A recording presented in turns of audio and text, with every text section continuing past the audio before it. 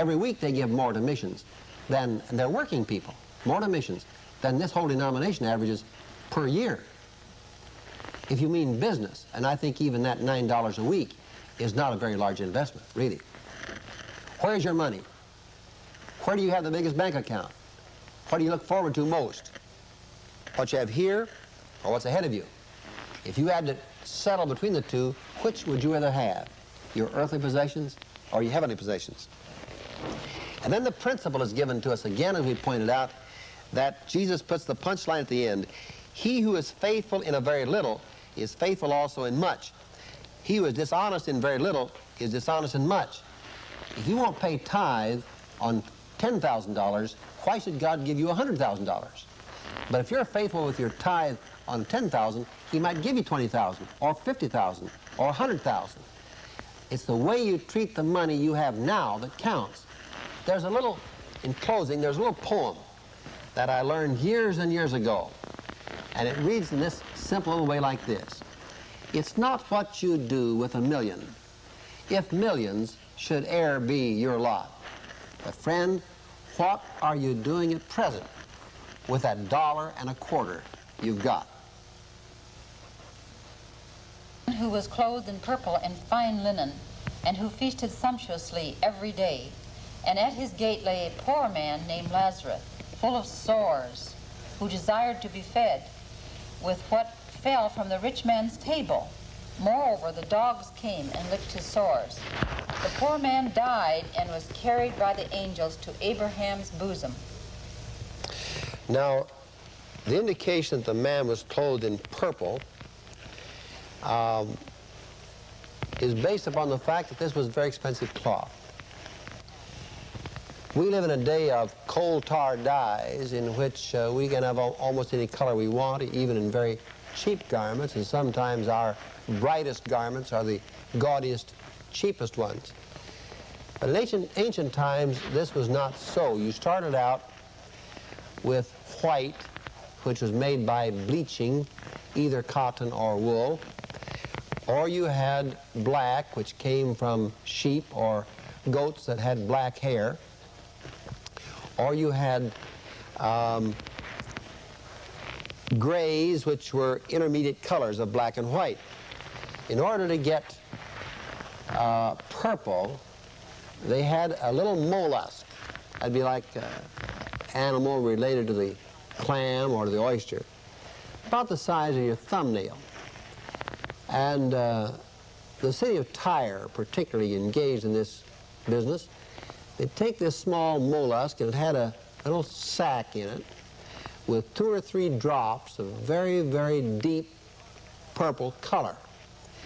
In order to have enough of this liquid to stain or dye cloth, it took thousands and thousands and thousands of these little mollusks.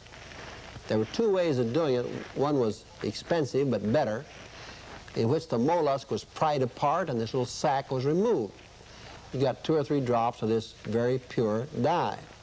The cheap way was to simply crush this, in which some of the purple was lost among the shell and the flesh of the mollusk, but then you could just put your cloth down there and afterwards wash it, and you got a good part of the purple absorbed by the cloth.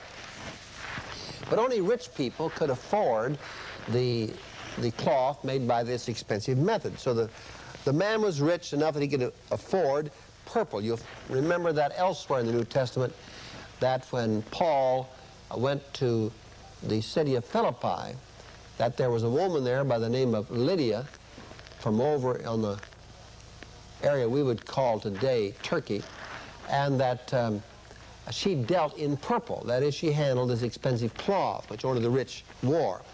And fine linen, of course, this comes from flax and is bleached white, and so you had a beautiful combination of the white main garments, the tunic, and over this a cloak or coat of purple. Not only that, but he ate every day like some people ate on special occasions like feasts or weddings, so on. In contrast, at his gate is a beggar, and he lies there in his dirt, and he's unable to take care of his sores, and the dogs come along.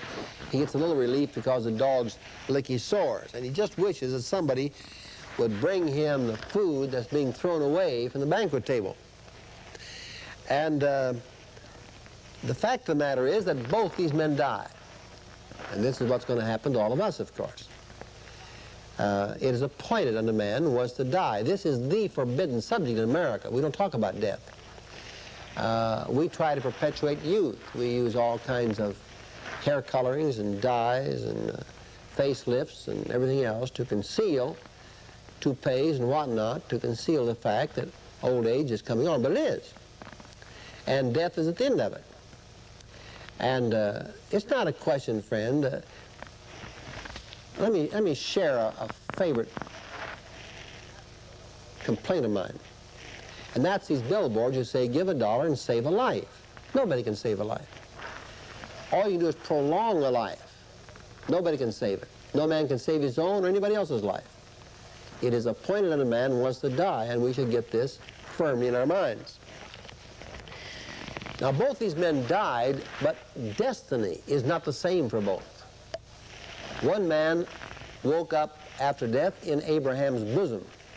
Now, you can take this literally if you wish, that this man went to the man who was the father of Isaac and the grandfather of Jacob.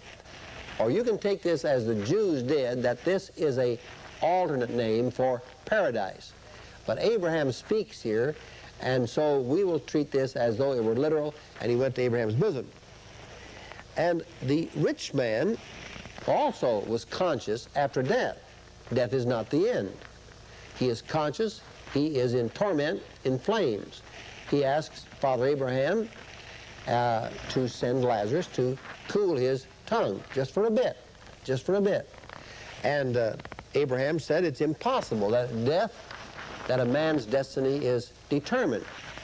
Now, friends, we have a great many people today who are borrowing from Eastern religions and the idea of reincarnation, in which death does not terminate the opportunity for ultimate salvation, in which in another reincarnation a person might have a better chance and be more successful than he was in this life.